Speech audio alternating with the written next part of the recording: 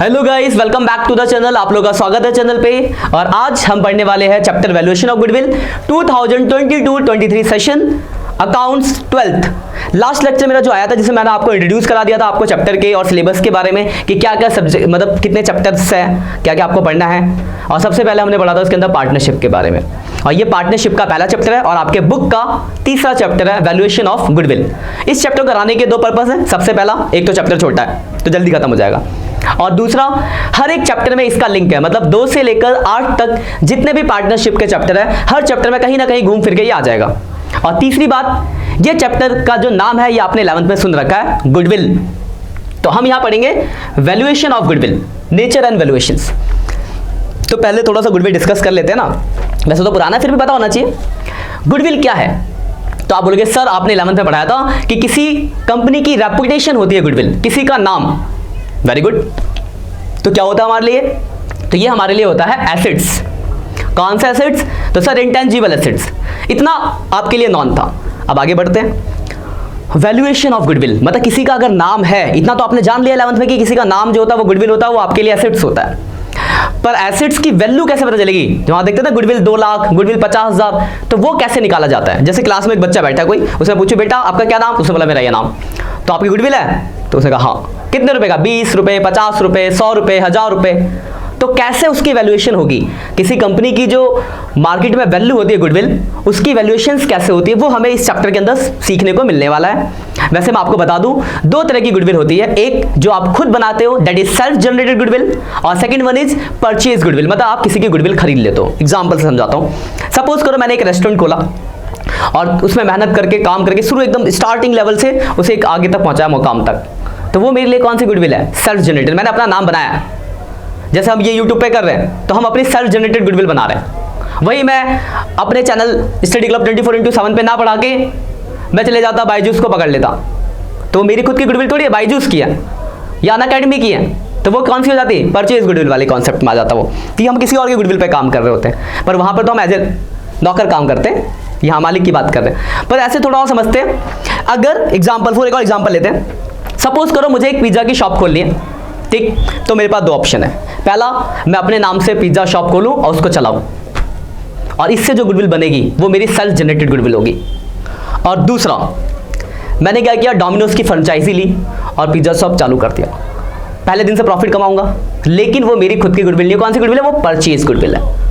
ठीक है, क्लियर बात यहां तक? अब आते हैं वैल्यूएशन ऑफ गुडविल की बात करते हैं। तो वैल्यूएशन ऑफ गुडविल के वैसे तो बहुत सारे मेथड है, लेकिन हम 12th के हिसाब से देखेंगे तो हमें सिर्फ 4 मेथड ही पढ़ने हैं, जो यहां दिख रहे होंगे आपको 4 मेथड्स। तो मैं थोड़ा सा इनके बारे में आपको डिस्कशन दे दूं क्या क्या होते हैं। तो देखो, जो आपका पहला मेथड का नाम दिख रहा होगा आपको, पहला नाम है आपके पास यहाँ पे एवरेज प्रॉफिट मेथड। दूसरा नाम जो आपको दिख रहा है यहाँ पे वो आपका सुपर प्रॉफिट मेथड। तीसरा आपको दिख रहा होगा कैपिटलाइजेशन मेथड। अब इसको थोड़ा सा मैं आपको अंडरलाइन करके दिखा देता हूँ बातों को। पहला देखो एवरेज प्रॉफिट मेथड, इसमें आप 2 मेथड पढ़ोगे, सिंपल एवरेज और वेटेड एवरेज। क्या होता है जब मैं आपको पढ़ाऊंगा मेथड के बारे में तब आपको पता चलेगा। दूसरा जो है इसमें, तो ये 2 हो गए समझ लो एक तरह से। दूसरा सुपर प्रॉफिट मेथड है। तीसरा जो हम पढ़ेंगे कैपिटलाइजेशन मेथड। तो कैपिटलाइजेशन में 2 होते हैं। अगर सिंपल कैपिटलाइजेशन लिखा है तो कैपिटलाइजेशन को capitalization of average profit method भी कहते हैं। तो कैपिटलाइजेशन मेथड बोल दे चाहे capitalization of average profit method बोल दे, एक ही बात है। और एक और उसका दूसरा वर्जन होता है capitalization of super profit method. तो इतने मेथड्स है जिससे आपको गुडविल निकालनी है। हर मेथड का कॉन्सेप्ट अलग होता है, अजम्पशंस अलग होती है, तो आंसर्स भी अलग आएंगे। तो ये मत ध्यान रखना कि हाँ ये मेथड से तो सेम आंसर आएगा हर मेथड से। हर मेथड के आंसर्स अलग है क्योंकि अजम्पशंस अलग अलग है।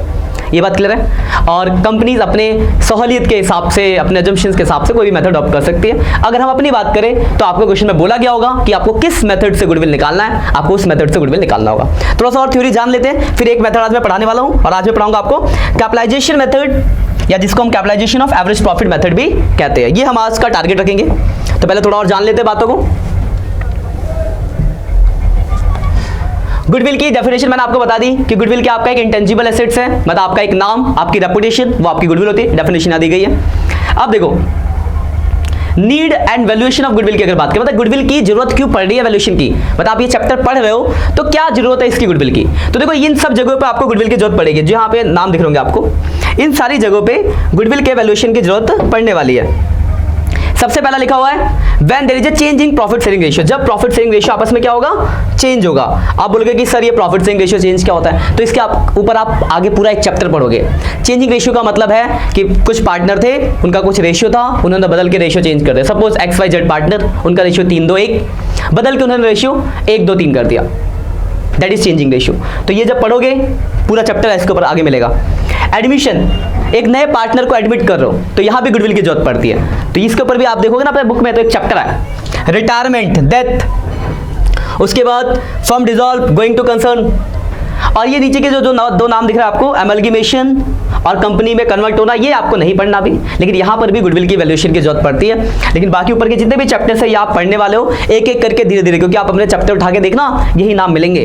मतलब इतना तो आपको समझ आ गया होगा कि जो ये चैप्टर है गुडविल की वैल्यूएशन, ये आपके जितने भी चैप्टर्स पार्टनरशिप के पढ़ोगे 2 से लेकर 8 तक, हर एक चैप्टर में इसकी कहीं ना कहीं घूम फिर के जरूरत पड़ने वाली है। तो काफी इंपॉर्टेंट चैप्टर है और एग्जाम पॉइंट ऑफ व्यू से इसका एक सेपरेट क्वेश्चन भी 3 से 4 नंबर का आता है। ठीक है, तो यही तक था कहानी। अब कहानी को थोड़ा आगे बढ़ाते हैं और हम पहले मेथड की बात करते हैं। आज जो हम पढ़ने वाले पहला मेथड, उसका नाम है आपका capitalisation method.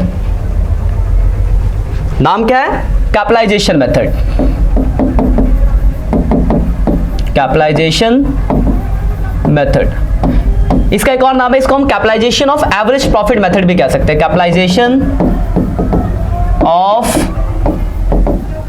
Average profit method, एक ही बात है। आपको कैपिटलाइजेशन मेथड बोला हो चाहे capitalization of average profit method बोला हो, कहानी एक ही है, काम एक ही है। अब बात है कि इस मेथड से अगर आपको गुडविल निकालना हो तो आपके पास क्या क्या दिया गया होगा और कैसे इसकी कैलकुलेशन करोगे। तो आपके पास जो गिवन होगा, एग्जांपल फॉर मैं आपको समझा देता हूं। आपके पास दिया होगा एक तो कैपिटल इंप्लाइड, कैपिटल इंप्लाइड कुछ और नहीं है, कैपिटल है। कैपिटल आपने 11th में पढ़ा था, जो मालिक पैसा इन्वेस्ट करता है। 11th था आपका सोल प्रोप्राइटरशिप, तो एक बंदा पैसा इन्वेस्ट करता था। या आपका पार्टनरशिप, तो कम से कम 2, ज्यादा से ज्यादा 50, तो जो भी पार्टनर होंगे, तो पार्टनर ने जो पैसा इन्वेस्ट कर रखा है दैट इज कैपिटल, वो आपको दिया गया होगा। तो कैपिटल आपको सपोज एग्जांपल फॉर 1 लाख रुपए दिया हुआ है। दूसरा दिया होगा नॉर्मल रेट ऑफ रिटर्न, इसको मैं आगे NRR करके दिखाऊंगा, मैं यहां लिख देता हूं शॉर्ट में NRR। क्या होता है समझ लेना थोड़ा ध्यान से। ये मान लो दे रखा आपको 10%, और तीसरा आपको दिया होगा जो आपको एक्चुअली में प्रॉफिट हुआ है, मान लो 15,000। तो आपके पास क्वेश्चन में ये 3 चीजें दी गई होंगी और आपको बोलेगा कि कैपिटलाइजेशन मेथड से गुडविल निकालो। एक एक करके चीजों को समझ ले। पहला है कैपिटल, मेरे हिसाब से नहीं लगता कि आपको समझाने की जरूरत पड़ेगी, कैपिटल क्या होता है आपको बहुत अच्छे से पता है। तो पहला तो कैपिटल हो गया। प्रॉफिट भी जो हमने कमाया होगा, दिया होगा कि हमने इस साल इतना प्रॉफिट कमाया। और नॉर्मल रेट ऑफ रिटर्न क्या होता है, देखो दाम से चलो, नॉर्मल रेट ऑफ रिटर्न मतलब अगर कोई बंदा वहां पे पैसा इन्वेस्ट करेगा तो नॉर्मल इतना तो कमाएगा ही कमाएगा। तो अगर आप नॉर्मल से ज्यादा कमाते हो तभी तो आपकी गुडविल है। जैसे एग्जांपल फॉर मैंने कहा कि मेरा जो इंस्टीट्यूट है उसके बाहर अगर कोई भी चाय की ठेली लगाएगा तो दिन भर में 200 रुपए की चाय तो बेचता ही बेचता, कोई भी लगा ले, चाहे मैं लगा लूं चाहे कोई और, मतलब शकल से मतलब नहीं है, कोई भी लगाएगा 200 कमाएगा, that is normal rate of return. पर एक बंदे ने क्या करा, वही आस पड़ोस का था, उसने लगा दी ठेली, उसको ज्यादा लोग जानते थे, तो 200 की जगह 400 रुपए की सेल कर रहा है। तो एक्स्ट्रा क्यों कर रहा है, क्योंकि उसकी गुडविल है। अब थोड़ी स्टैंड बढ़ा देते अपने एग्जांपल का।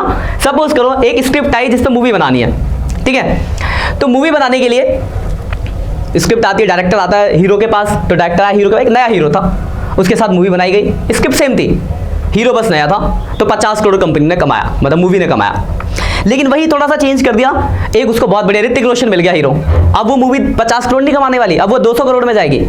रीजन क्या है, क्योंकि एक गुडविल की वजह से प्रॉफिट में हाइक हो गया। तो normal rate of return that is कि अगर कोई भी पैसा बिजनेस में इन्वेस्ट करेगा तो उतना तो कमाएगा ही कमाएगा, वो दिखाता है नॉर्मल रेट ऑफ रिटर्न। तो अगर आप इससे ज्यादा कमा रहे हो तो आपकी गुडविल है, और अगर आप नॉर्मल से नीचे हो इसका मतलब आप उस बिजनेस में आगे फ्यूचर तुम्हारा बहुत खराब है बेटा, निकल जाओ।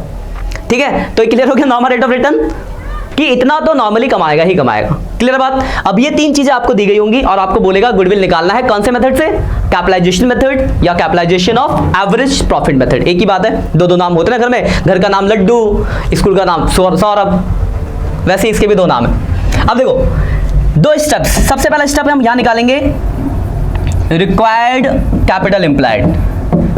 देखो समझना, बातों को रटने की कोशिश मत करना। रिक्वायर्ड कैपिटल इंप्लाइड क्या बता रहा है, रिक्वायर्ड कैपिटल इंप्लाइड बता रहा है कि 15,000 कमाने के लिए नॉर्मली कितना पैसा लगाना चाहिए था, क्योंकि नॉर्मल रेट तो 10% है। तो अगर 1 लाख हमने लगाया तो नॉर्मली हमें भी तो 10,000 कमाना चाहिए था, पर हम कितना कमा रहे हैं? 15,000, मतलब नॉर्मल से ज्यादा कमा रहे हैं। इस मीन्स हमारी तो गुडविल है, तभी हम एक्स्ट्रा कमा रहे हैं। तो ये पॉइंट दिखा रहा है रिक्वायर्ड कैपिटल, यानी 15,000 कमाने के लिए किसी भी बंदे को नॉर्मली कितना पैसा लगाना चाहिए था, और उससे जितना कम हमने लगाया बाकी हमारी गुडविल। तो इसका फॉर्मूला होता है प्रॉफिट इंटू 1/NRR। तो देखो प्रॉफिट हमारा कितना? 15,000। अगर मैं 1/NRR करूं यानी 1/10%, 10% का मतलब होता है 10/100, सॉल्व कर तो ऊपर चला जाएगा, यानी 15,000 इंटू 100/10 हो जाएगा, यानी आपका आ गया 1,50,000। यानी नॉर्मली किसी भी इंसान को 15,000 रुपए कमाने के लिए 1.5 लाख रुपए लगाना चाहिए था, क्योंकि नॉर्मल रेट 10% है। सिंपल सी बात है, 1.5 लाख का 10% 15,000 होता है। लेकिन हमने क्या करा है? 1 लाख रुपए लगा के उतना प्रॉफिट कमा लिया। इट्स मींस कि बाकी हमारी क्या है? गुडविल। बस, तो सेकंड स्टेप आपका गुडविल आप समझ गए होगा, अंदाजा लगा लिया होगा आपने। तो गुडविल का फॉर्मूला होता है required capital employed minus capital employed जो आपको दिया हुआ है। तो देखो रिक्वायर्ड आपका कितना था? 1.5 लाख, लेकिन आपने 1 लाख रुपए लगा के ही उतना प्रॉफिट कमा लिया, तो 50,000 हो गई आपकी गुडविल। भाई इसी के साथ आपका क्वेश्चन हो गया खत्म। तो देखो बहुत ही सिंपल सा मेथड है, सिंपल से 2 कॉन्सेप्ट लगाने हैं। आपके पास कैपिटल दिया होगा, नॉर्मल रेट ऑफ रिटर्न दिया होगा, और प्रॉफिट दिया होगा, और आपको क्या करना है? 2 स्टेप लगाना है। सबसे पहला required capital employed formula profit into 1/NRR, और second step goodwill required minus actual. इसको नोट कर लेना। अब हो गया यहाँ तक। अब कुछ बातें जब आप क्वेश्चंस करोगे तो ध्यान रखना है। तो ये की टर्म आगे लिख लो, मैं साइड में यहाँ स्टार लगाता हूँ कि मतलब लिख लो आप इस बात को, काम की बात जो गलतियां होंगी। सबसे पहली बात, अगर सपोज करो आपके क्वेश्चन में कैपिटल नहीं दिया, तो आप बोलोगे बिना कैपिटल के कैसे निकलेगा सर? तो निकला नहीं होगा, कैपिटल तो कुछ तो दिया होगा। तो जब कैपिटल नहीं दिया होगा तो आपको दिया होगा एसेट्स और लायबिलिटीज। तो आपने 11th में पढ़ा था एक formula, assets minus liabilities equal to capital. तो अगर किसी क्वेश्चन में कैपिटल ना देके एसेट्स और लायबिलिटीज दिया गया होगा, पहली बात ध्यान रखना इसको, एसेट्स में से लायबिलिटीज घटा देंगे तो कैपिटल निकल जाएगा। दूसरी चीज देखो, यहाँ प्रॉफिट दिख रहा था आपको 15,000। सपोज करो प्रॉफिट ऐसे दिया होता 15,000, 10,000, 20,000, मतलब 1 से ज्यादा साल का प्रॉफिट। तो बोल के सर अब तो बड़ी कंफ्यूजन हो गई, 15 लूंगा तो अलग आंसर, 10 लूंगा तो अलग आंसर, 20 लूंगा तो अलग आंसर। तो जब 1 से ज्यादा साल का प्रॉफिट दिया होगा तो एक सीधा सा कॉन्सेप्ट आप निकाल लोगे, एवरेज प्रॉफिट। एवरेज करना तो आता ही है ना, जितने भी साल का प्रॉफिट होगा सबको जोड़ो, उतने से डिवाइड। जैसे यहाँ पे अगर मैं करूं तो तीनों को जोड़ूंगा, यानी 45,000 और 3 से डिवाइड, यानी आपका एवरेज प्रॉफिट कितना आ गया? 15,000। तो इसको कंसीडर करेंगे। तो मतलब दूसरी बात ध्यान रखनी है, अगर 1 से ज्यादा साल का प्रॉफिट दिया गया है तो आप उन प्रॉफिट का पहले क्या कर लोगे? एवरेज, उसके बाद इस फॉर्मूले पे कॉन्सेप्ट पे आओगे। और तीसरी और आखिरी बात, कभी किसी क्वेश्चन में प्रॉफिट के साथ साथ कोई खर्चा दिया गया होगा तो पहले प्रॉफिट में से उस एक्सपेंस को घटा लोगे, उसके बाद क्वेश्चंस करोगे। तो ये 2-3 बातें हैं जो आप ध्यान रखना क्वेश्चन करते टाइम, और इनके क्वेश्चंस करना। ज्यादा क्वेश्चन है नहीं, बुक में आपके 26 से लेकर 30 तक 4-5 क्वेश्चन है जो आपको करने हैं। कोई दिक्कत आएंगी नेक्स्ट लेक्चर में आप मुझे कमेंट डाल देना, नेक्स्ट में डिस्कस कर लेंगे, उसके बाद अगला मेथड देखेंगे। तो ये है आपका पहला मेथड। इतनी छोटी छोटी सी बातें हैं जो आपको ध्यान रखनी है। नेक्स्ट लेक्चर में आगे बढ़ेंगे।